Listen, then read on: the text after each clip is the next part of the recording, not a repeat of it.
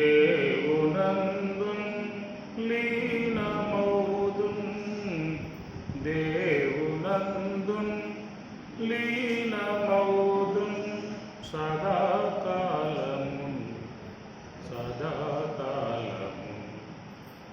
జయమంగళం శ్రీ సద్గురు స్వరాజ్య సామ్రాజ్యాన్విత జయమంగళం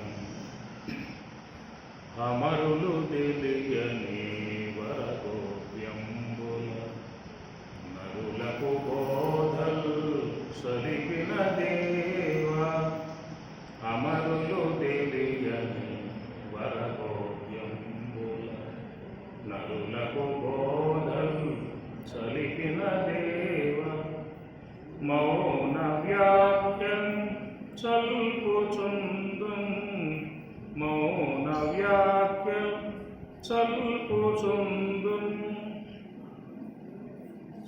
కృపాసాగర కృపాసాగర జయమంగళం శ్రీ సద్గురు స్వరాజ్య సామ్రాజ్యాన్విత జయమంగళం కలుషహరణమిది కమనీయం విధి సలలిత యోగానందం విధియౌ కలుషహరణమిది కమనీయం విధి సలలిత యోగానందం విధియౌ దివ్య పదము చూపినావు దివ్య పదము చూపినావు గురుతం సమా జయమంగళం శ్రీ సద్గురు స్వరాజ్య సామ్రాజ్యాన్విత జయమంగళం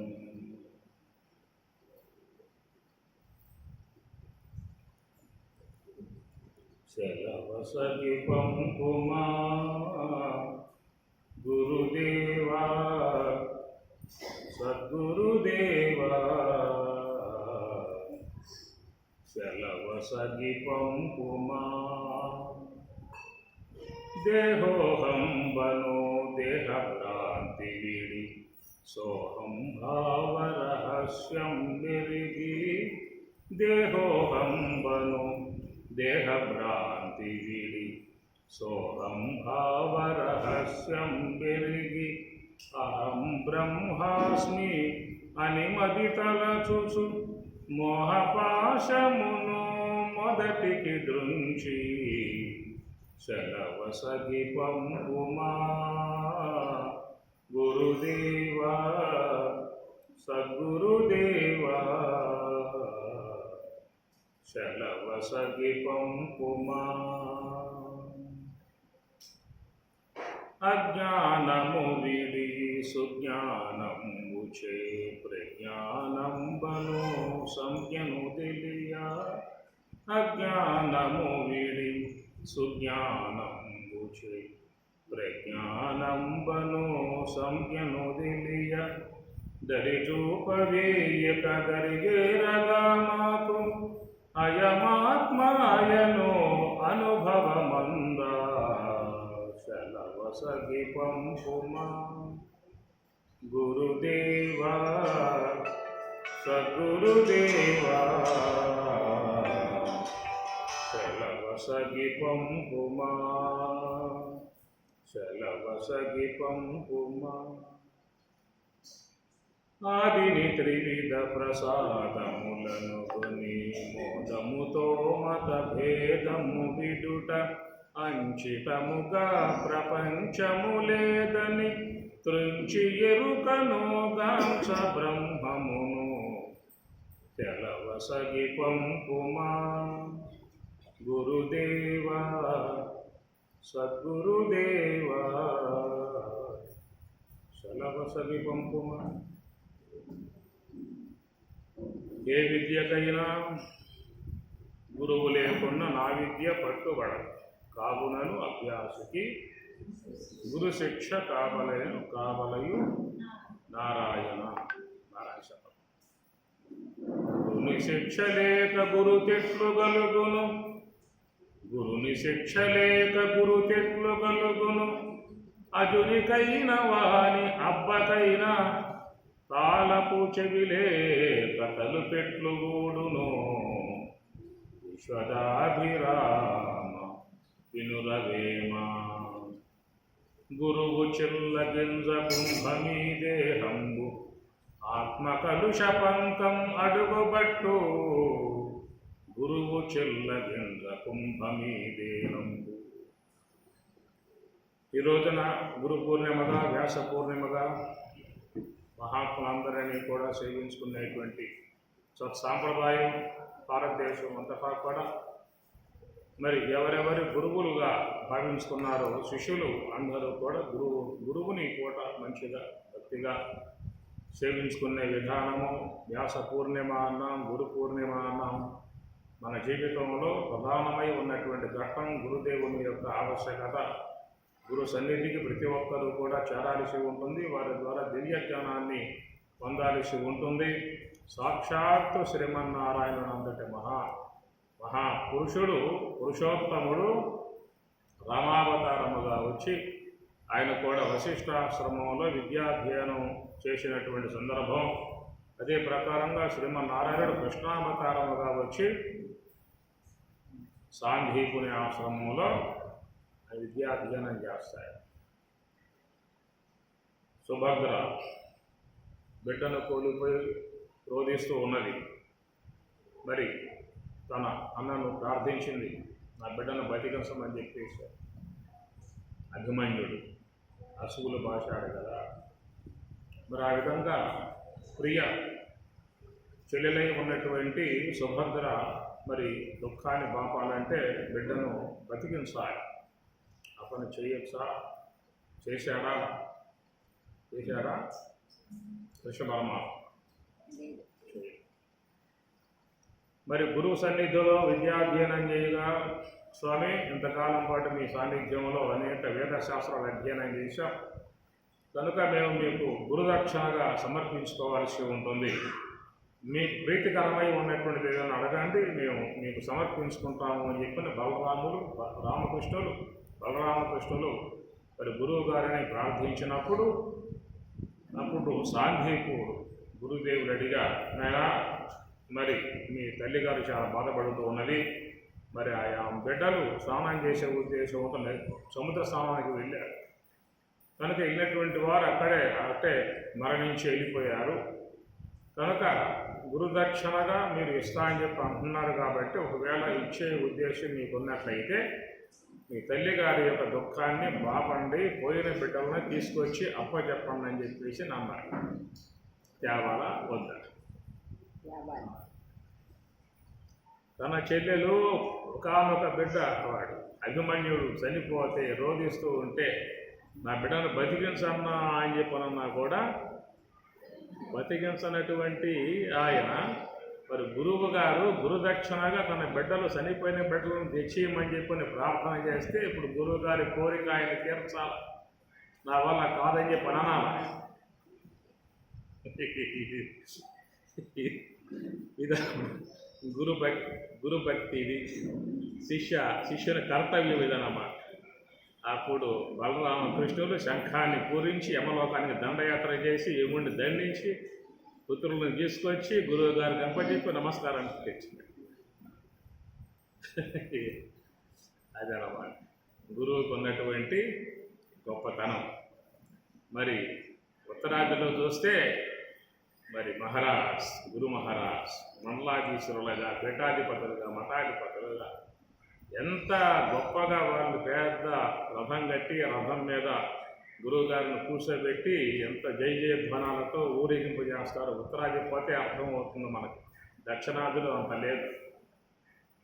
ఉత్తరాదిలో మాత్రం గురువు యొక్క గొప్పతనం మీరు చూడాలని చెప్పనంటే అంత వైభవపేతంగా ఉన్నటువంటి విధానం కనుక భారతదేశంలో మాత్రమే అంత గొప్పగా గురుస్థానముగా ఉన్నటువంటి విధానము మరి ఆయనే మన జీవితాన్ని పరమార్థాన్ని చూపేది.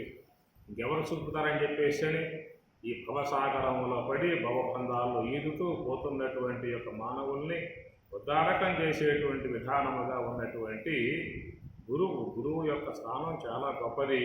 ఎందుకంటే మానవ జీవితం చాలా విలువైంది అన్నారు.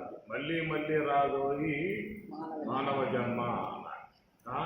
మేలుకొను మా మూఢ జీవా ఎన్ని జన్మములాయనో గదా, నీ స్వరూపము మరుగు పరసు అవిద్యయని నిద్ర నుండి, జ్ఞాన సూర్యోదయములో అజ్ఞాన తిమిరము విరిసిపోవును, దైవతత్వము బోధపరతును పావనత్వము సంధిలంగా, మేలుకొను మా మూఢ జీవా అని మనకు అన్నయ్య తీర్థస్వామి వారు చక్కగా మేలుకొల్పనేటువంటిది జ్ఞానపరంగా అందించారన్నమాట. కాబట్టి ఆ ప్రకారముగా మరి చూసినట్లయితే మరి జన్మ, మానవ జన్మ చాలా గొప్పదై ఉన్నటువంటి జన్మ, దివ్యమై భవ్యమై ఎంతో గొప్ప జ్ఞానాన్ని, విజ్ఞానాన్ని, సుజ్ఞానాన్ని, ప్రజ్ఞానాన్ని, ఆత్మజ్ఞానాన్ని పొందేటువంటి యొక్క అవకాశం భగవంతుడు మానవ దేహము ద్వారా జీవులకు ప్రసాదించాడు. ఏం చెప్పారు? దివ్యమై భవ్యమై సౌవ్యమై విజ్ఞానము, సుజ్ఞానము, ప్రజ్ఞానాత్మకముగా ఆ యొక్క సర్వోన్నతమైనటువంటి యొక్క బ్రహ్మతత్వానుభవాన్ని పొందేందుకు అవకాశం ఉన్నటువంటిది ఏదైనా లోకంలో ప్రాణి ఉన్నదా అంటే అది ఒక మానవ ప్రాణి మాత్రమే. 83,99,999 రకాలు కదా. ఏ రకాలు ఉన్నాయా? ఉన్నాయా? కరెక్టేనా? సంఖ్య సందేహం వస్తే మీకు టీవీలో చూపిస్తూ ఉంటారు. డిస్కవరీ ఛానల్ లాంటివి ముందు పెట్టుకోండి. మొత్తం సముద్రాల్లో ఎన్ని ఉన్నాయో, అరణ్యాల్లో ఎన్ని ఉన్నాయో, ఆకాశ పక్షులు ఎన్ని ఉన్నాయో, ఈ భూమి తవ్వితే ఎన్ని బయటపడుతున్నాయో జీవులు మొత్తం చూపిస్తారు, లెక్క పెట్టుకోవచ్చు. ఈ ప్రకారం 83,99,999 రకాలుగా చెప్పుకొచ్చిన విధానం. ఒక్క ప్రాణి, మానవ ప్రాణి కలిపితే 84 లక్షల రకాల జీవులు, రకరకాల జీవులు విశ్వంలో అద్భుతం. మనం చూస్తే అన్నీ కూడా ఎట్లా నిర్మాణం చేశాడో తెలియదు కానీ అనేక రకాలు మనం టీవీలో చూస్తుంటాం. సముద్ర గర్భాల్లో పోయి చూస్తూ ఉంటే అన్ని రకరకాలైనటువంటి జీవులు చూస్తూ ఉంటాం అన్నమాట. ఇన్ని రకాలైనటువంటి యొక్క ప్రాణులు భగవత్ నిర్మాణంలో ఏర్పడ్డటువంటి వాటిలలో మరి ఒక విజ్ఞానాత్మకముగా పెరగాలంటే, ఆత్మజ్ఞాన విధానంగా పెరగాలంటే చక్కటి వనరులు నిర్మించినటువంటి యొక్క శరీరం ఒక మానవ దేహము అని చెప్పని, అలాంటి యొక్క మానవ జన్మలోకి వచ్చినటువంటి మనల్ని ధరింపజేయటానికి గురుదేవుడు చక్కగా మనకు మంచి జ్ఞానాన్ని అందించే విధానముగా ఉన్నటువంటిది. కాబట్టి అలాంటి గురుదేవుల యొక్క మార్గంలో పయనించాల్సి ఉంటుంది. కృష్ణం వందే జగద్గురుం, జగద్గురువుగా ఆయన మనకి పరమాత్మ చక్కటి భగవద్గీతను అందించాడు. సర్వశాస్త్రముల సారం భగవద్గీత, సర్వోపనిషదో గావ దోగ్ధ గోపాలనందన పార్థో దుగ్ధం గీతామృతం మహత్. కనుక 108 ఉపనిషత్తులను బాగా మధించి వాటి సారమంతా మనకి అందించినటువంటి గురువు జగద్గురువు అన్నమాట. విశ్వపరమాత్మ జగద్గురువు అన్నాం. శంకరాచార్యుల వారు జగద్గురు అని తర్వాత కాలంలో వారిని కొనియాడారు. తర్వాత కాలంలో లక్ష్మణార్యులు జగద్గురువుగా మనం కొనియాడుతున్నటువంటి విధానము. సద్గురువులు, కారణ గురువులు, ఇట్లాగా ఉపదేశ గురువులు, బాధ గురువులు, ఇంకా అనేక రకాలైన గురువులు ఉండొచ్చు. కానీ జగద్గురువు, సద్గురువు యొక్క విధానంగా మనకి అన్నయ్య తీర్థ స్వామివారు, శాస్త్రీయ స్వామివారు, పూర్ణానంద స్వామివారు, ఇంకా మరి చూస్తే లక్ష్మణ స్వామివారు, ఈ ప్రకారంగా అందరు సద్గురువులుగా వారు ఎంతో గొప్ప జ్ఞానాన్ని లోకానికి అందించినటువంటి విధానము, అందరికీ కూడా మూలముగా ఉన్న విధానములో లక్ష్మణార్యులు చక్కటి జ్ఞానాన్ని ప్రస్థానత్రయం రాశాడు. నేను ఇప్పుడు ప్రస్థానత్రయంకి భాష్యం రాసి శంకరాచార్యుల వారు అద్వైత ప్రతిపాదన చేస్తూ 150 గ్రంథాలు రాశాడు శంకరాచార్యుల వారు. వివేక చూడమని, మహావేక దర్పణం, ఉపదేశ సాహస్రి, మహాత్మబోధ, తత్వబోధ, దక్షిణామూర్తి స్తోత్రములు, భజ గోవిందము, విజ్ఞానవక, ఆత్మనవక, విజ్ఞానవక అనేక గ్రంథాలు రాయటం కారణంగా శంకరాచార్యుల వారిని జగద్గురువులుగా మనం భావించుకుంటున్న విధానంగానే తర్వాత కాలంలో చక్కటి అర్థాన్ని అందించింది లక్ష్మణార్యులు. భగవద్గీతకు మంచిగా అర్థం రచించారు. ఉత్తర గీత, ఉపనిషత్తులు, బ్రహ్మసూత్రములు, అనుభవముల కారణము, సంభాషణలు, గాయత్రి, వేద రహస్యాలు, గీతా మహాత్మ్యం, ఇలాంటివన్నీ రాయటం అంటే సాధ్యమయ్యే పనే చెప్పండి. ఎన్నో గ్రంథాలు ఉన్నాయిక, మీరు రాయని ప్రింట్ చేస్తాయి కావాలంటే. సీతారామ సమాలంలో ఒకరు తీసుకోండి, వివేక చూడమని ఒకరు తీసుకోండి, పంచదశి ఒకరు తీసుకోండి, నైష్కర్మ సిద్ధి ఒకరు తీసుకోండి. రేపు వచ్చే సంవత్సరం రాసి పెట్టండి, నేను ప్రింట్ చేస్తాను కావాలంటే. రాస్తారు ఎవరైనా? మరి అంత శ్రమ చేసినటువంటి స్వామి మన కోసంగా సామాన్యంగా అనేది ఒక పేజీ రాయటం మన వల్ల కాదు. కనీసం తొలి పలుకులు రాదామన్న పెన్ను కదలదు, తొలి పలుకులు పెన్ను కదలదు. అలాంటిది అన్ని శ్లోకాలకి టీక, తాత్పర్యం, విశేషార్థం, అంతరార్థాలని చెప్పి రాయటం అంటే అది మనం గుర్తించాలి. స్వామి యొక్క శ్రమ, స్వామి యొక్క మరి ఆయన మన కోసం వచ్చినటువంటి గొప్పతనం గుర్తించగలిగితే పూర్ణ శరణాగతి మనం పొందటమే అవుతుందన్నమాట. కాబట్టి ఆ ప్రకారంగా గురువుని ఈనాడు సేవించుకుంటూ ఉన్న పరిస్థితి. అదే ప్రకారంగా ఆయన చెప్పినటువంటి యొక్క మార్గంలో మనం నడిచినట్లయితే మన జీవితం ధన్యత చెందేటువంటి యొక్క అవకాశము ఏర్పడుతుందన్నమాట. అజ్ఞానము వీడి సుజ్ఞానంబు చే ప్రజ్ఞానంబను సంజ్ఞను తెలియా. అజ్ఞానము వీడి సుజ్ఞానంబు చే ప్రజ్ఞానంబను సంజ్ఞను తెలియ. దరిజూపవేయక దరిగేరగా మాకు.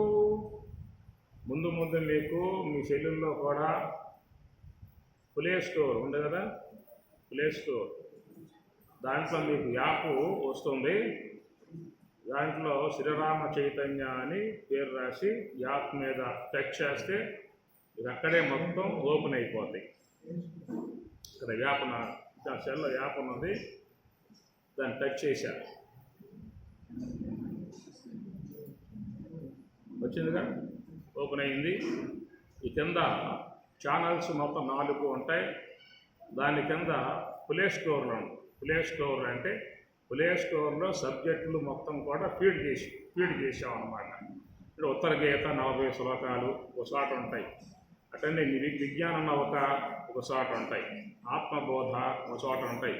తర్వాత ఉపదేశ సారం ఒక చోట ఉంటాయి. మొత్తం ప్లే లిస్ట్ అంతా మీకు ఓపెన్ అవుతుంది. ఎక్కడ సబ్జెక్టు మీరు అక్కడే దాన్ని చూసుకోవచ్చు అన్నమాట. ఒక 10 రోజుల్లో మీకు యాప్ అనేటువంటిది వచ్చేస్తుంది. ఇట్లా టచ్ చేస్తే మీకు మొత్తం మీకు మీ కళ్ళ ముందు కనపడతాయి అన్నమాట. మంచిగా ఉపన్యాసాలని ఆడ కూడా వినండి. తర్వాత అక్కడి నుంచి కార్యక్రమాలకి చక్కగా మీరు రాయండి. విడిగా ఉన్న సమయాల్లో అవి మీరు వింటూ స్వామివారి బోధన జ్ఞాన మార్గంలో పయనించవచ్చు.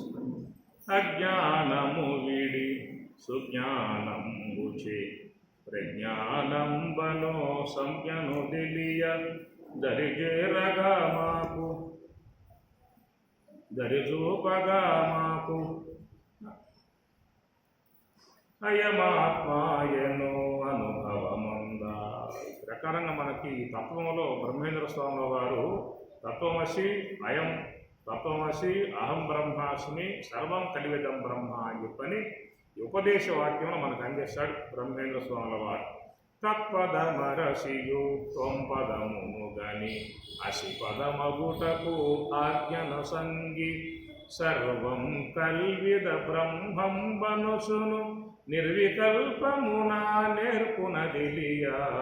ఈ తత్వములో ఆయన శలవసగి పంపమా గురుదేవ, శలవసగి పంపమా అని శిష్యుడు గురువుని ప్రార్థిస్తూ ఉన్నాడు. ఎక్కడికి పోవాలరా అని చెప్పి అడిగితే ఎక్కడికి పోవాలి చెప్పండి, శలవసగి పంపమా అని చెప్పి అంటూ ఉన్నాడు. ఇప్పుడు మనం కూడా ఉపన్యాసం అయిన తర్వాత శాంతి మంత్రం చెబుతాం, మీరు నమస్కారం చేస్తారు, సెలవిస్తే పోతాం అంటారు. ఎక్కడికి పోతారు? వెళ్ళిపోతారు. అట్లాగా ఇక్కడ శిష్యుడు కూడా గురువుని ప్రార్థిస్తూ ఉన్నాడు.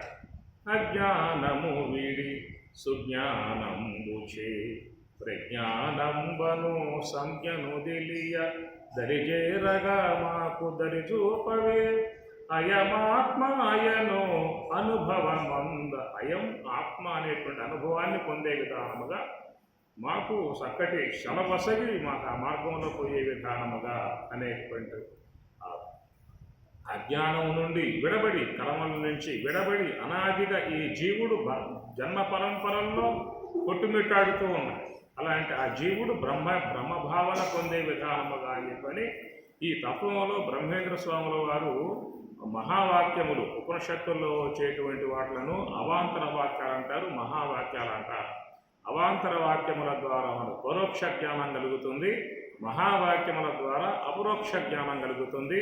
కనుక వేదం అంతా కూడా అవాంతర వాక్యాలే పరోక్ష జ్ఞానం కలగజేస్తుంది. ఒక 4 వాక్యాలు మాత్రమే మనకి అపరోక్ష జ్ఞానం కలగజేసేటువంటి మహావాక్యములు అంటారు. ఆ మహావాక్యములే తత్వమసి, అహం బ్రహ్మాస్మి, అయం ఆత్మ బ్రహ్మ, సర్వం కలివిదం బ్రహ్మ అని చెప్పారు.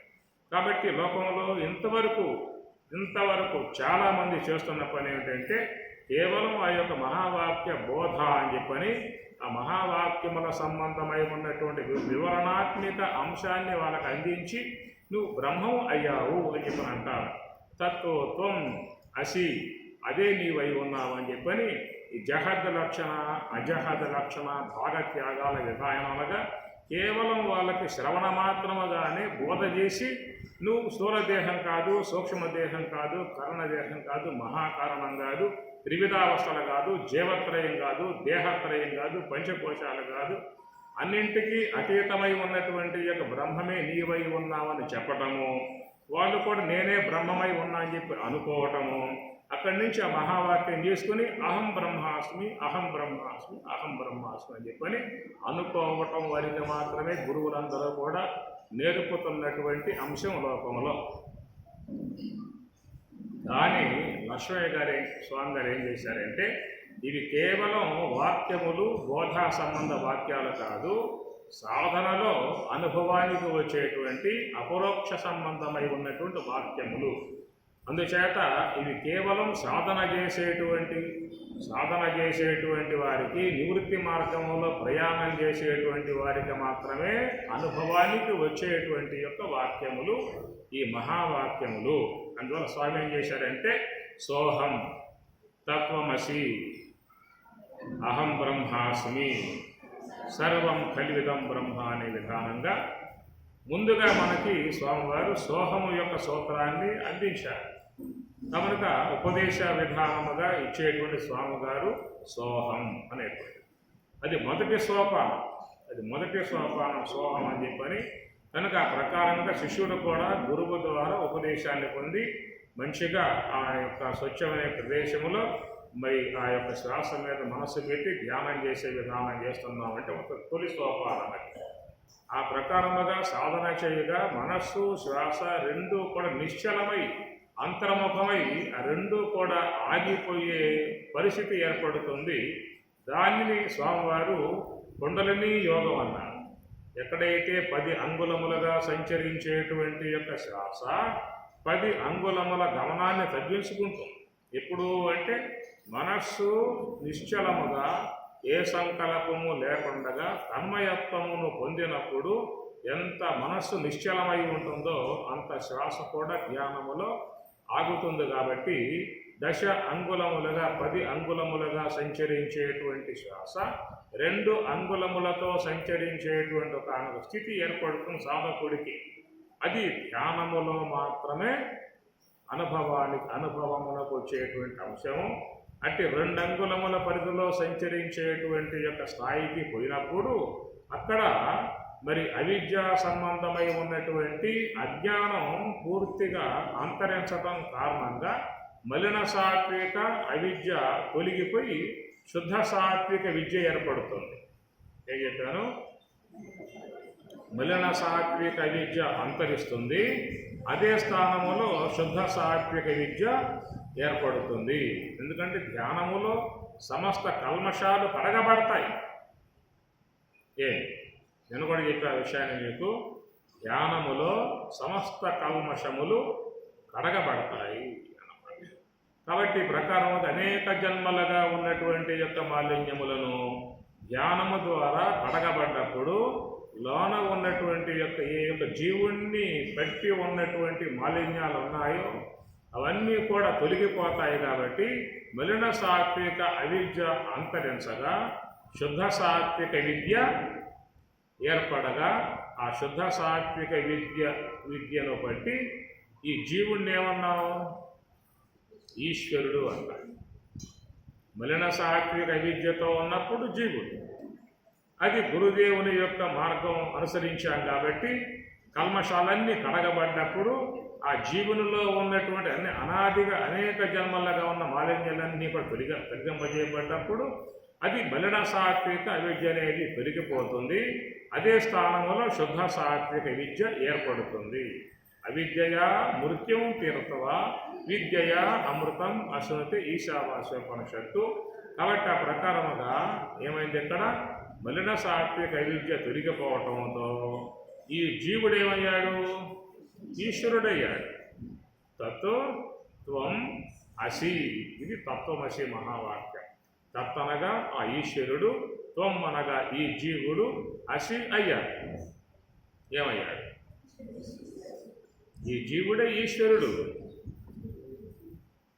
ఇప్పుడు ఆ స్థితికి పోయినప్పుడు, ఎక్కడైతే శ్వాస పూర్తిగా ఆగిపోయేటువంటి కుండలిని యోగం అన్నారు, సుషుమ్న ద్వారం అన్నారు, ఆ స్థితికి పోయి ఉన్నప్పుడు అక్కడ ఏముంటుందట? ఈశ్వరత్వము. పుటద్వయ వినిర్ముక్త వాయు ఎత్ర విలీయతే తత్ర సంస్థం మనః కృత్వా తం ధ్యాయేత్ పార్థ ఈశ్వరం. ఉత్తర గీతలో ఈ శ్లోకం ఉంది. పుటద్వయ వినిర్ముక్త. పుటద్వయ అంటే ఈ నాసాపుటములు, 2 పుటములు ఉన్నాయి కదా, నాసాపుటాలు. ఆ పుటముల కొండగా సంచరించేటువంటి ఏ శ్వాస అయితే ఉన్నదో ఆ వాయువట, శ్వాసట వాయు ఎత్ర విలీయతే.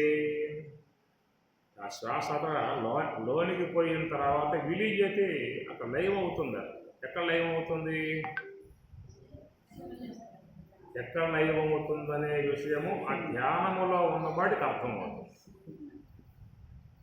అచలతత్వమనగ అనుభవగమ్యంబు, అచలతత్వమనగ అనుభవగమ్యంబు చూపి చెప్పరాదు సూక్ష్మమది మదికి తోచుగాని మర్మమెన్నగరాదు. ఏం చెప్పారు? అచలతత్వమనగ అనుభవగమ్యం. అచలత్వం, అచల స్థితి, ఏ కదలిక లేకుండా ఉండే ఒక తన్మయత్వం, ఒక స్థిరత్వం, నిలకడ ధ్యానంలో వస్తుంది.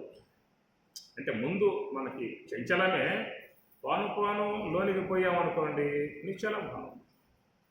సముద్ర తీరంలో ఉంటే అలలు, గందరగోళం, గజిబిజి, భయానకం, అంత బీభత్సం ఉంటుంది కదా. లోనకపోతే ప్రశాంతం, అగాధం, అనంతం, వ్యాపకం, నిశ్చలత్వం, సంపూర్ణంగా. అట్లా ధ్యానంలో కూర్చున్నప్పుడు నిద్ర రావటం, ఆలోచనలు రావటం, ముందుకు పడటం, వెనక పడటం, ఆ పక్క పడటం, ఈ పక్క పడటం, పక్క వాళ్ళని పడటం. ఎప్పుడు ప్రాథమిక స్థాయి లోనకు పోయామనుకో, ఆ పూర్యమానం అచల ప్రతిష్టం సముద్రం ఆపహ ప్రవేశంతి ఎత్తు. నిశ్చలమగా, ఇరమలమగా, శుద్ధముగా ఉండేటువంటి యొక్క విధానం లోనకపోతే ఏర్పడుతుంది. వస్తుందా? ఇప్పుడు మీరంతా బయట ఉన్నారు, గందరగోళం, గజిబిజి, అరుపులు, కేకలు, పట్లాట్లు, వాడు వీడు, ఇది అది, అట్లా ఎట్లా, ఆ డబ్బు ఈ డబ్బు, ఈ బాకీలు ఆ బాకీలు, గొడవేగా. సుషిప్త అవస్థకు పోతే ఆడే ఉన్నాయి లేవు. మనసు సుషుప్తి అందెన సిమరగ్గిన నేమియుతోపకుండు నమ్మనమటు మేలు కొన్నను సమస్త జగంబులు గల్గి దోసు. ఇవన్నీ బయట ఉన్నాయి, లోనకపోతే మీకున్న అనుభవమే నేను చెప్పేదే ఉంది. ఇప్పుడంతా మహాయోగులు, మహాజ్ఞానులు.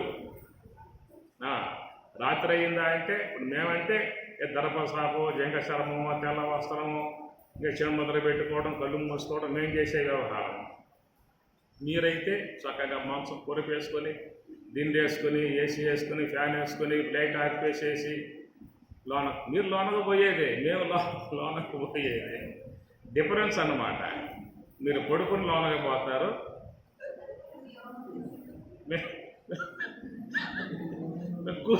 కూర్చుని లోనకు పోతున్న విధానమేక. లోనకు పోకుండా ఉంటారు మీరు చెప్పండి. ఈ పూట మేము ఈ పూట లోనకు పోమని చెప్పాను అప్పుడు చేయొద్దండి. రాత్రి అయిన తర్వాత లోనకు పోకూడదు, బయటే కూర్చోవాలి. కనుక లోనకు పోతే ఏముంది అక్కడ? ఎత్ర సుప్తో నకంచన కామం కామయతే నకంచన చెప్పాడు మాండుక్యంలో. ఇక్కడేమి లేవు అన్నాడు. ఏకీభూత ప్రజ్ఞానఘన ఆనందమయ ఆనందభుక్కు చేతోమక తృతీయ పాద ప్రాజ్ఞ అని ప్రాజ్ఞ. కనుక ప్రకారంగా లోనికి పోతే ఏముండదు, అది మన సుషుప్తి ద్వారా దర్శించుకుంటూ ఉన్నాం. అలాంటి స్థితి మనకి యోగంలో రావాలి. నిద్ర ద్వారా వచ్చేటువంటి అది నీకు ధ్యానం ద్వారా రావాలి. అజ్ఞాన సంబంధముగా నిద్ర అనేటువంటి అంశముగా వస్తే దాని సుషుప్తి అవస్థ అన్నారు. అదే ధ్యానములో సాధన ద్వారా వస్తే యోగ సమాధి అన్నారు. నిద్ర అనే దాంట్లో కూడా జ్ఞానేంద్రియాలు, కర్మేంద్రియాలు, అంతరేంద్రియాలు అక్కడ ఉపశమించాయి. యోగ సమాధిలో ఇక్కడ నిర్మలంతం విజానీయాతు శరూర్మి రహితం శవం ప్రభాశూన్యం మనశూన్యం బుద్ధిశూన్యం నిరామయం సర్వశూన్యం నిరామయం. దాదాపు ఇదే. అది అజ్ఞాన స్థితి, ఇది జ్ఞానస్థితి. అది అప్రయత్నంగా వస్తుంది, ఇది ప్రయత్నంగా వస్తుంది.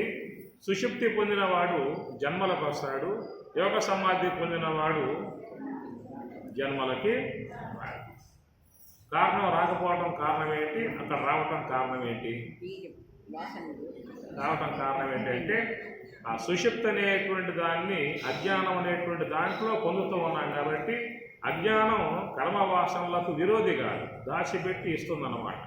యోగ సమాధి అనేది జ్ఞానత్వము స్థితి కాబట్టి దాని కర్మవాసనల్ని కాల్చేయటం అవుతుంది. అగ్నిదగ్ధం మొత్తం కాలిపోతాను. ఈ ప్రకారముగా లోనికి పోవటం అనేటువంటి యొక్క అంశాన్ని ఇక్కడ బోధిస్తూ తత్వమసి మహావాక్యాన్ని స్వామివారు అర్థాన్ని బోధిస్తూ ఎక్కడైతే ఆ యొక్క జీవత్వం అనేటువంటి తొలగిపోతుందో ఆ జీవుడు తొలగిపోయిన చోట ఉండేది ఈశ్వరుడు కాబట్టి తత్వత్వం అసీయం. ఎంత మీకు తత్వమసి మహావాక్యాల వివరణ మీకు ఎక్కడ లేదు. దేశం మొత్తం తిరగండి, అన్నాశ్రమాలకు పోండి, ఏదో తత్వత్వం అసి జీవుడు అయ్యి ఉన్నాడు అని కేవలం మాటల ద్వారా చెప్పేటువంటి అంశమే కానీ చేతల ద్వారా చూపించే విధానం మాత్రం స్వామివారు అనుభవ వాక్యములవి. అచలతత్వమనగ అనుభవగమ్యంబు చూపి చెప్పరాదు సూక్ష్మమది మదికి తోసుగాని మర్మమెన్నగరాదు మదికి తోచుగాని. ఆ చెప్పే అంశము కూడా అది కేవలం సాధన చేసేటువంటి వారికి సాధన మార్గం అనుభవానికి వచ్చే అంశమే తప్ప మేము చెప్పేది కేవలం ఒక కొంతవరకే మాటలు వాడతామే తప్ప పూర్తిగా మీకు చూపించే అవకాశం లేదు. అది ఎవరికి వారుగా చూసుకోవాల్సిందే. గూఢార్థము ఘనుడెరుగును మూఢాత్ముండే మెరుగుము నశన వేలను. అర్థమైందా? వేమన చెప్పే పద్యం ఇది. దీని ఉదాహరణ మాత్రం కొంచెం వినటానికి అట్లాగా ఉంటుంది కానీ ఏం పర్వాలేదు, దానికి ఏం లేదు. నేను చెప్పింది కాదు కాబట్టి ఇబ్బంది లేదు, ఆయన చెప్పింది కాబట్టి యోగి కాబట్టి చెప్తాడు. వాడికి ఏమో మొత్తం విడిచిపెట్టేశాడు, గోసిగోడ లేదు ఆయనకి. వాళ్ళ భక్తుల యొక్క అపేక్ష అంతవరకే, ఆయన మొత్తం వదిలిపెట్టేశాడు. గూఢార్థము గనుడెరుగును మూఢాత్ముండే మెరుగుము నశన వేలన్ గాఢాలింగన సౌఖ్యము ప్రౌఢాంగన ఎరుగుగాక బాలే ఎరుగును. చూడు మరి ఎట్లా ఉందో.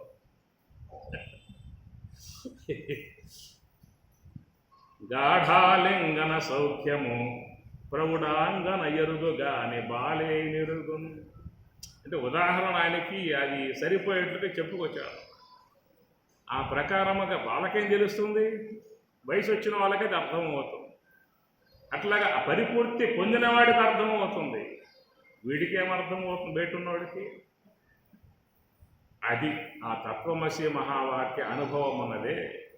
అది ధ్యానములో పయనించినప్పుడు ఎక్కడైతే మనస్సు శ్వాస రెండు పూర్తిగా ఆగిపోయి ఉన్న స్థితి ఏర్పడుతుందో అక్కడ ఉన్నటువంటి వాడు జీవుడు కాదు, తత్వం అసి జీవుడు ఈశ్వరుడు అయిపోయాడు. కారణం మాలిన్యములు కడుక్కున్నాడు, మలినాలు మొత్తం తొలగిపోయాయి, అవిద్య పోయింది, విద్య ఉన్నది. విద్యను బట్టి ఈశ్వరుడు, అవిద్యను బట్టి జీవుడు. అవిద్యోపాధికో జీవ, మాయోపాధిక ఈశ్వర. కాబట్టి ఈ జీవుడు ఈశ్వరుడయ్యాడు. అక్కడ ఉన్నటువంటి యొక్క స్థితి అది ఈశ్వర స్థితి అనేటువంటి మాట మీకు ఉత్తర గీతలో పరమాత్మ చెప్పాడు. పుటద్వయ వినిర్ముక్త వాయు ఎత్ర విలీయతే తత్ర సమస్తం మనఃకృత్వా తం ధ్యాయేత్ పార్థ ఈశ్వరం. వాయు ఎత్ర విలీయతే, ఏ శ్వాస అయితే బయటికి వస్తున్నదో బయటికి వచ్చేటువంటి యొక్క శ్వాస ధ్యానములో తన యొక్క గమనాన్ని, తన వేగాన్ని, తన కొలతను తగ్గించుకుంటూ మరి ఆ 10 అంగుళములుగా సంచరించేటువంటి యొక్క శ్వాస చివరికి 2 అంగుళముల పరిధికి పోయినప్పుడు ఆ ఉన్నటువంటి యొక్క విధానమే వాయువు ఎత్ర విలీయతే. ఎక్కడైతే శ్వాస పుట్టి వస్తుందో సుషుమ్నాగాన తిరిగి మరలా ఆయా వాయువు సుషుమ్నా ద్వారం దగ్గర ఆగిపోయి ఉన్నదే, వాయువు ఎత్ర విలీయతే తత్ర సంస్థం మనఃకృత్వా తం ధ్యాయేత్ పార్థ ఈశ్వరం. ఉత్తర గీతలో స్వామి చెప్పిన మాట. ఆ శ్వాస ఆగిన స్థలం ఉన్నది అది ఈశ్వరుడు, ఈశ్వర స్థితి. కాబట్టి మహాత్ములు మనం ఈశ్వరాంశగా కొలుస్తాం, ఈశ్వర స్వరూపులుగా సేవిస్తాం. కారణం వారు ఈశ్వరుడయ్యారు, జీవత్వం నుంచి ఎడబడి ఈశ్వరత్వం పొందారు. అంటే ఈశ్వరుని యొక్క అనుగ్రహముతో, ఈశ్వరుని యొక్క కృపతో వాళ్ళు బ్రహ్మములోకి ప్రవేశించారు. ఈ మాట గీతలో ఉన్నది. మమ మాయా దురత్యయ మామేవయే ప్రపద్యంతే మాయాం ఏతాం మాయా తరంతితే. కనుక ఎప్పుడైతే నువ్వు ఈశ్వరత్వమును పొందావో, ఈశ్వరాశ్రయం వెళ్ళిపోయావో, అటు ఈశ్వరుడు నిన్ను ఆ సుషుమ్నా ద్వారంలోకి ప్రవేశింపజేస్తాడు. ఆ సుషుమ్నా ద్వారంలో ప్రవేశించినప్పుడు సహా తం పరం పురుషం ఉపయేతి. సహా అంటివాడు పరం పురుషుణ్ణి బ్రహ్మమును పొందుతూ ఉన్నాడు. అక్కడ బ్రహ్మమును పొందేది అది ఈశ్వరానుగ్రహముతో ప్రాప్తించేది బ్రహ్మానుభవము. ఇది ఈశ్వరత్వమును పొందాలంటే అర్థమవుతుందా? ఈశ్వరత్వమును పొందాలంటే బయట ఉన్నటువంటి ఆ ఈశ్వరుణ్ణి ఆశ్రయించు. జగద్గురువు ఆయన ఈశ్వరుడు. ఈ ఈశ్వరుణ్ణి పట్టుకుంటే ఆ ఈశ్వరుణ్ణి అందిస్తాడు. నీకు నీవుగా పోలేవు కనుక ఈ ఈశ్వరుణ్ణి నువ్వు శరణ వేడితే ఈ ఈశ్వరుడు ఆ ఈశ్వరునికి చేరేట్లుగా మార్గాన్ని, సోహంభావ మార్గాన్ని చూపి నివృత్తి మార్గంలో పయనించినప్పుడు నీ జీవత్వమును తొలగింపజేసుకుని అనేక జన్మల హేతువుగా ఉన్న జీవత్వం, అనేక జన్మలుగా వస్తున్న జీవత్వం, అనేక జన్మలకు హేతువుగా ఉన్న జీవత్వం ఊరుకున్నారు అంటే కాలే. ఈ దేహం కాస్త దాటిందా అని చెప్పనంటే, దేహము నుండి బయట పడ్డాము అని చెప్పనంటే తర్వాత ఉండే కథలు వేరుగా ఉన్నాయి అనుకుంటున్నారు. అనంతముగా కూర్చున్నాయి బయట రా అని చెప్పేసాడు. కనుక ఈ విషయముగా మహాత్ములు చెబుతున్నటువంటిది కాబట్టి జాగ్రత్త పడి గురువుని ఆశ్రయించాం. కాబట్టి ఆయన ఉపదేశాన్ని పొందిన విధానములో ఎప్పుడైతే మనం ఈశ్వరుని యొక్క సన్నిధికి చేరుకుంటామో, ఈశ్వరత్వాన్ని పొందగలుగుతామో దానిని తత్వమసి మహావాక్యముగా చెప్పుకొచ్చిన అనుభవం అది. ఆ తత్వమసి మహావాక్యములో హంస యొక్క ఆశ్రయం ద్వారా మాలిన్యములను పోగొట్టుకున్నప్పుడు ఈ జీవుడు తన జీవత్వమును వీడి ఈశ్వరత్వమును పొందినప్పుడు అటు ఈశ్వరత్వముతో ఆయన బ్రహ్మం వైపుకి పర్మిషన్ ఇస్తాడు. ఆ ప్రకారముగా సుషుమ్నాయందు ప్రవేశించి అక్కడ బ్రహ్మము యొక్క స్వరూపానుభవాన్ని పొందినప్పుడు అహం బ్రహ్మ అస్మి, అహం నేను బ్రహ్మమును అస్మి అయితిని, అప్పుడు పరిపూర్తి అవుతుంది. ఇట్లాగా పలుమార్లు బ్రహ్మానుభవాన్ని పొందగా వాళ్ళకి సర్వాత్మనా భావన వచ్చేస్తుంది. పలుమార్లు పొందినప్పుడు బ్రహ్మానుభవము సర్వాత్మనా భావన వస్తుంది. కాబట్టి ఆయనకు 4వ సోపానముగా సర్వం కల్వితం సర్వం విద్యా వినయ సంపన్నే బ్రాహ్మణే కవిహస్తిని సునిచైవ శ్రవాకేశ పండితా సమదర్శన. పండితా సమదర్శన. సమ అంటే బ్రహ్మము, దర్శన ఎక్కడ చూస్తూ ఉన్నాడు? బ్రాహ్మణుని యందు, గోవు యందు, శునకమునందు, చండాలుని యందు.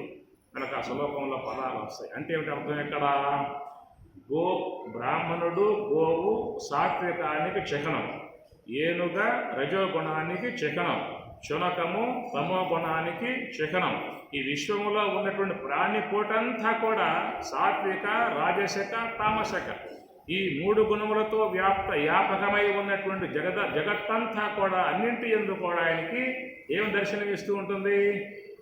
ఉపాధులు వేరుగా ఉన్నా కానీ ఉపహిత చేతనం సర్వాత్మనా భావన, బ్రహ్మభావన అన్ని జీవుల యందు కూడా ఆ సర్వాత్మనా భావనగా దర్శించేటువంటి యొక్క దృక్పథం రావటాన్ని అది ఏం చెప్పారు? 4వ మహావాక్యము సర్వం కల్వితం బ్రహ్మ.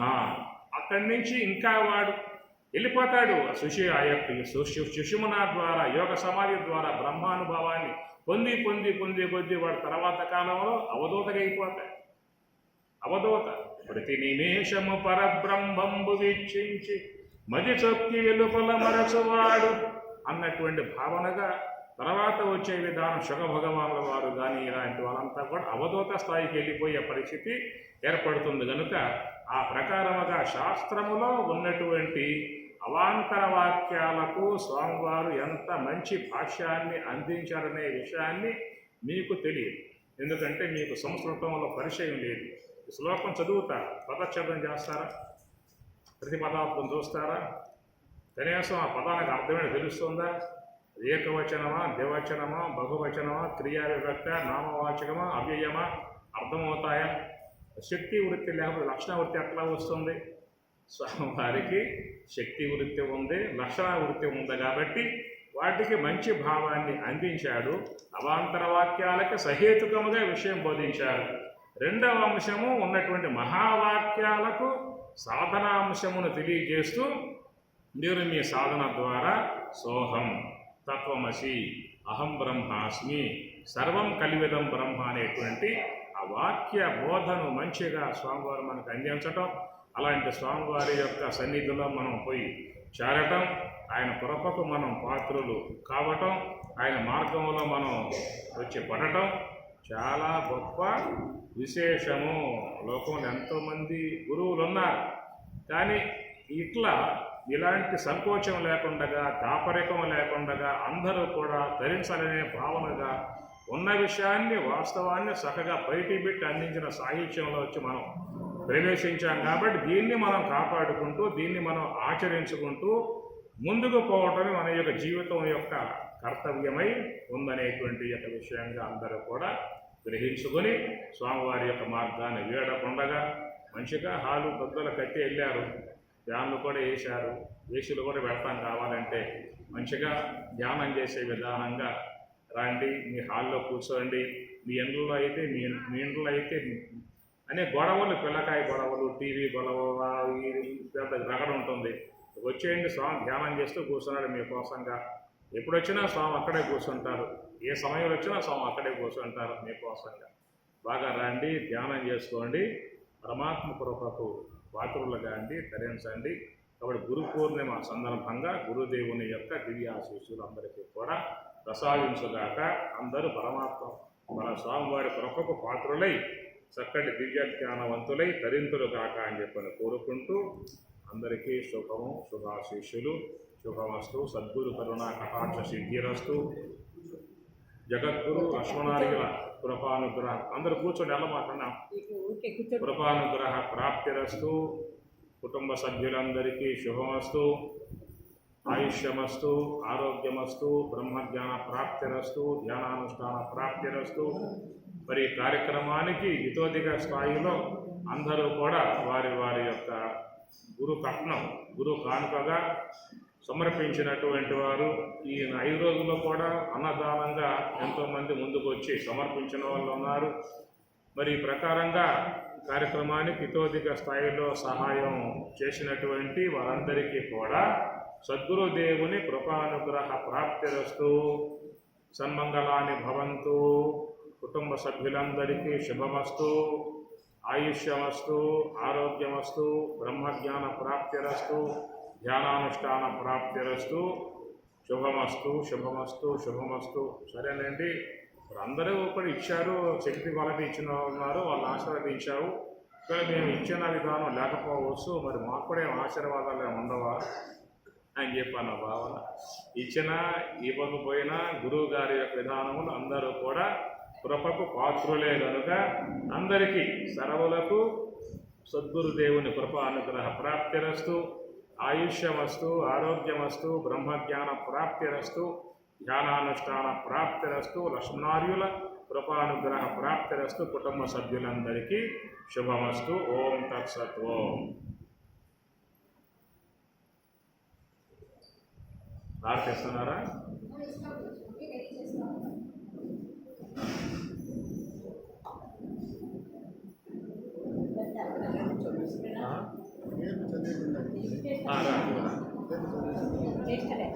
నిన్న కొంతమంది మనకి దాతలుగా ఉన్న వారి పేర్లు చెప్పాము. మరి కొద్దిమంది కూడా ఈ విధంగా సహాయం అందించారు. వాళ్ళ పేర్లు కూడా కాసేపు కూర్చొని అప్పుడే భోజనం పెట్టలేక